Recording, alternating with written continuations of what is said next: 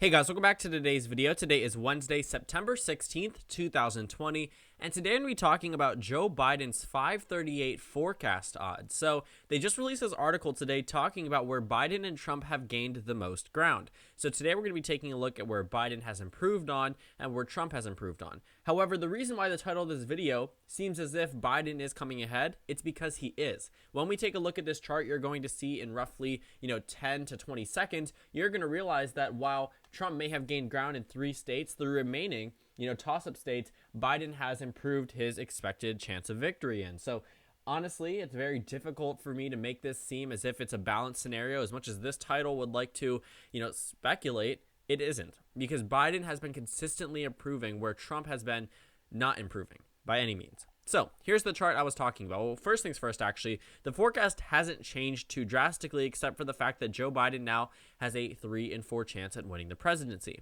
This is down from the beginning of July at being roughly 80%, but throughout the entire month of August and actually July, Biden's chances were at a low point. But now Biden has returned to the largest, point that he's been since around early July. And I will say that he should be, entering into the election at a pretty strong point. But then again, we also have 48 days until the general election. But here is the chart I was talking about. Essentially, they've taken all of the battleground states and compared Biden's chances of winning on August 12th, literally a month and 4 days ago, and then his chance of winning now. As you can see, there are only 3 states where Biden did not improve his chance of winning. If we're looking at South Carolina, Missouri, and Florida. Other than that, Biden has improved by pretty important numbers. I mean, if we're looking at the darkest area of this chart, we see Minnesota, Arizona, and Wisconsin.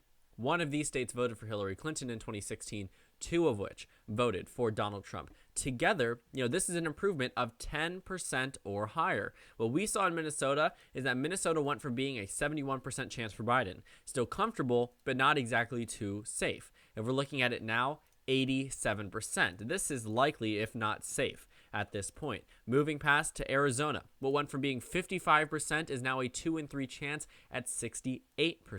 Arizona goes from being a tilt chance for Biden up to being a lean chance for Biden, which is still pretty strong considering that this is a 12% gain in the past month. And we're expecting to see a lot more worse things happening for Trump across these battleground states. It's honestly very difficult for us to see how Trump could win if he has a 1% chance in the Rust Belt states on election day. Now, I know that's super unlikely, and that's not what we saw in 2016 by any means.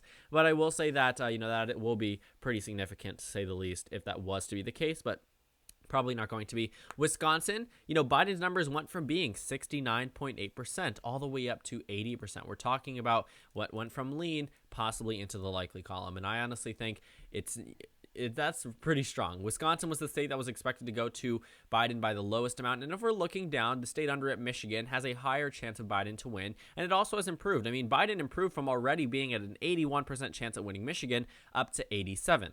That is super significant. He increased his chances in Maine. He increased them in North Carolina. I mean, when we're looking at these increases over the past month, Biden has pretty much done so well on this chart to a point where the only states where he's really losing a chance of winning in is Missouri and Florida. And realistically, Missouri was already a safe red state at one point. It's likely red now. He has a 1 in 10 chance of winning it. It's not crucial by any means. Obama didn't carry it in 2008 or 2012.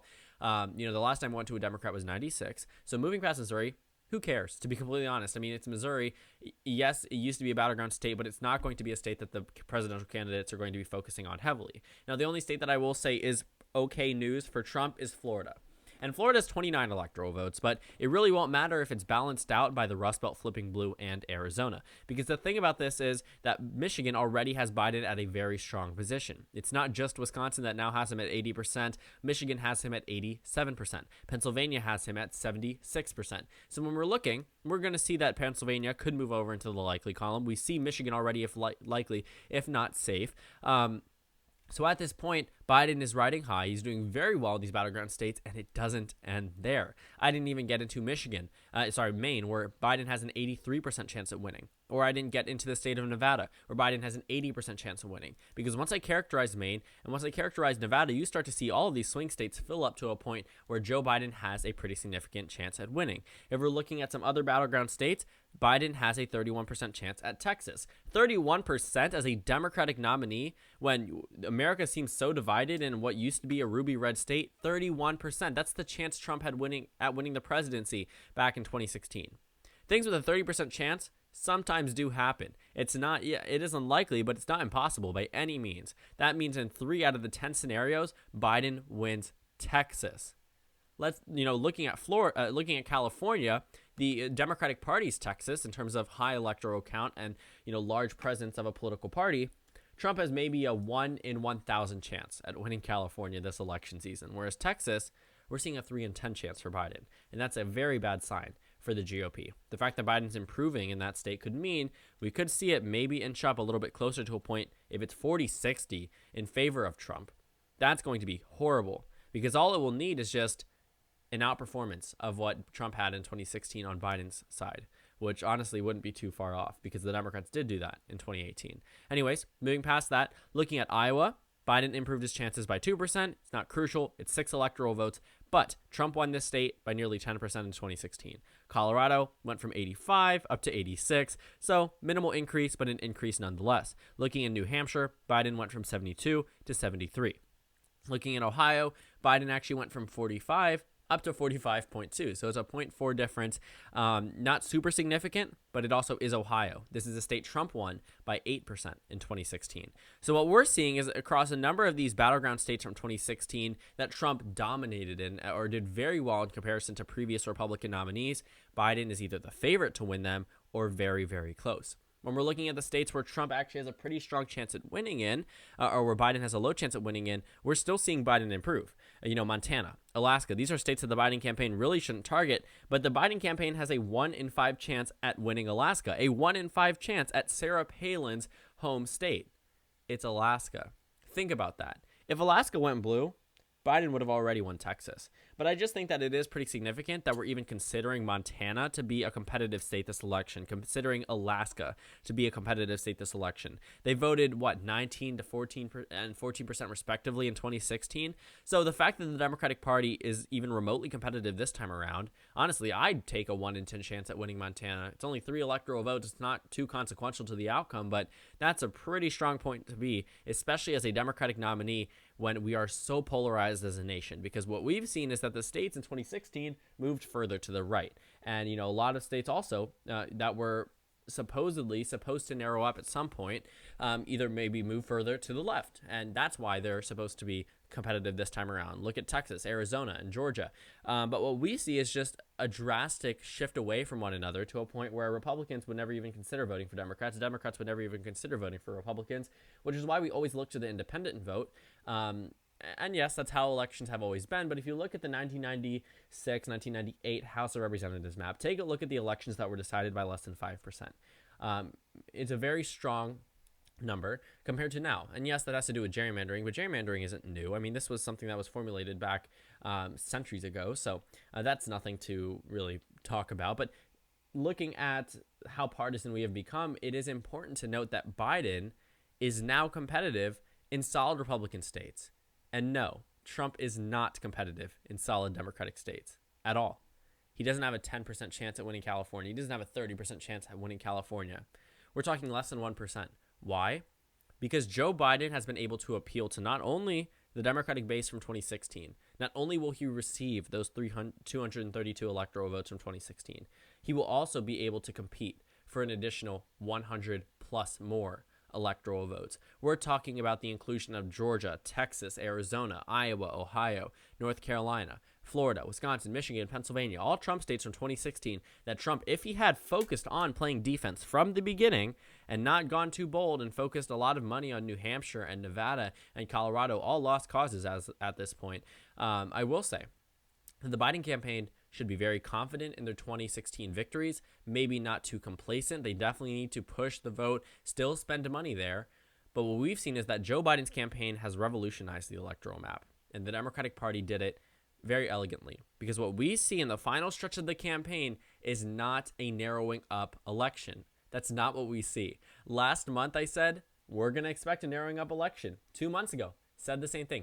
3 months ago, said the same thing. But day after day after day, no data indicates that the election is narrowing up. And what we've seen, in fact, is that it's expanding for Joe Biden, because these chances have significantly increased for Biden. In Minnesota, 87. In Arizona, a Trump state, 68. In Wisconsin, a Trump state, 80. In Michigan, a Trump state, 87. In North Carolina, a Trump state, 53. In Pennsylvania, a Trump state, 76. And I think you get the idea that Biden has a very strong position entering into the final stretch of the campaign. And it's going to take a lot more than a Comey letter to take down Joe Biden. Because when we're looking at the American electoral map and we're looking at where Biden has made inroads in, the Michigan voters are not going to forget the fact that Joe Biden and the Obama administration bailed them out. The Rust Belt's not going to forget that Biden literally is from this area. He was born in Pennsylvania, and he's going to have a pretty strong grip, and he also is a much more genuine person compared to Hillary Clinton. Whether she's genuine or not is not for me to decide, but the American people ultimately decided they did not feel she was genuine. Exit poll data indicated that, her favorability rate indicated that, and Joe Biden, I will say, absolutely comes across as a more genuine person. I mean, he's much more able to be talked to, if that makes sense. And if we're looking at where Donald Trump is losing in terms of support, it's not just the swing states. It's also the safe Republican states. Why do you think Mississippi is on this chart? Why do you think Missouri is on this chart? Considered a battleground state. Are you kidding me? Mississippi, the state that recently had the Confederate flag on their state flag? Really? I mean, sure, if turnout was at 100%, absolutely competitive. But in terms of what we're looking at now, we never would have thought Mississippi could be remotely competitive. We never would have thought that we would be talking about Biden having a 20% chance at winning Alaska. And that's a very real reality for the GOP, that moving past this election, they can take the loss and realign their party values. But if they try to tackle on another Trump candidate, it's going to be very difficult for them to win back those typical conservative voters. The ones that were, the GOP was raising a number of alarm bells in Virginia. We're losing this state. And what did the GOP do? Absolutely nothing. They ran a more extreme candidate, and they ran more extreme candidates in the House races, in the Senate races, in the governor's race. And what happened? They lost. And if we're looking at what's happening in Arizona, same deal. But the GOP isn't doing anything to fix it. Because by running Trump and by running McSally and by running, all of these other nominees across the country, while sure, this election they may fare okay, moving past this point, if this is proven to not work for the GOP, a lot of those incumbents are going to get primaried. And what happens when an incumbent gets primaried? There's no incumbency factor, which means the Democratic Party will likely perform better. And what we're looking at nationwide is that we're seeing a push away from Trump's agenda. Because as much as the right-wing media would like to tell you that Trump has this election in the bag or that he's at a position to win, they're wrong. Because looking at the 2016 numbers, there is absolutely no way that Trump has improved off those numbers. And like I say, in hundreds of videos, all Biden needs to do is outperform Hillary Clinton by 1%. But guess what? He's doing it by 5-6% across these swing states. We're not going to see a close election at this point. If the election was held today, it would not be close. And unfortunately for Trump, there would be no way to spin a non-close election. But if we're looking at a close election, we could see the idea that the election was illegitimate from the incumbent president. But besides that, Biden is at a very strong point at this time. And I will say that the Democratic Party, while in no way should ever get complacent, because that didn't work out in 2016, did it? But looking at this election, I think that they should also look at it and say, we have a better chance than we did 4 years ago. And for the Republican Party, they need to realize, maybe we should move party platforms. Maybe we shouldn't be in full-fledged support of a president who's bringing down Senate candidates. Because when Mitch McConnell said to Senate candidates, drop Trump if you need to, he wasn't kidding. Because sometimes in some of these states, in Michigan, you need to drop him. Because Trump already dropped the ads there. So why would you be tackling onto the coattails of a president who's expected to lose by 8% in your state? Doesn't make sense, right? But anyways, take this video with what you will. But overall, Biden's numbers have significantly improved across multiple regions in this country. Minnesota, Wisconsin, the Rust Belt, Arizona, Nevada, the Sun Belt, Southwest region in the United States, North Carolina, Georgia, South. So pretty much all we're seeing right now is just an improvement for Biden with the exception of Missouri and Florida. So thank you guys so much for watching this video. Make sure to comment down suggestions below. Subscribe on the left if you haven't already, and check out the Instagram and Twitter. At the bottom left of the screen, there's also going to be a Discord link for you to go ahead and join. On the screen, there's going to be a video you can watch and then a playlist for my 2020 election predictions. Again, thank you guys so much for watching this video, and also check out the merchandise in the description down below, and I will see you all later today.